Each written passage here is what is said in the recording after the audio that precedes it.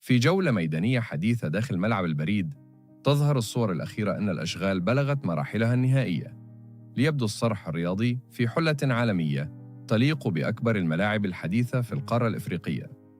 من خلال المعاينة، يتضح أن المدرجات أصبحت جاهزة بالكامل تقريباً، بصفوف منتظمة من المقاعد الزرقاء التي تمنح المكان طابعاً أنيقاً وموحداً.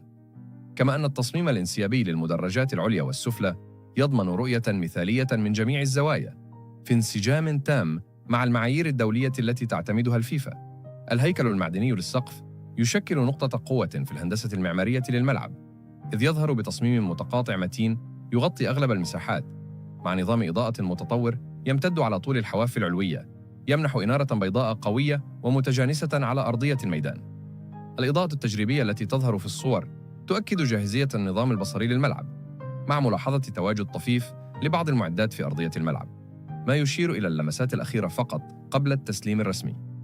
أما أرضية العشب الطبيعي فتبدو في حالة ممتازة، خضراء زاهية ومقسمة بخطوط هندسية دقيقة، مما يعكس جودة عالية في أعمال الصيانة والتركيب. كما أن المنطقة المحيطة بالملعب حركية محدودة للآليات والعمال، ما يعني أن المشروع دخل فعلاً مراحله الختامية. من الناحية الجمالية، يجمع ملعب البريد بين الحداثة والوظيفية، تجعل منه جاهزاً لاحتضان كبرى المنافسات الوطنية والدولية قريباً.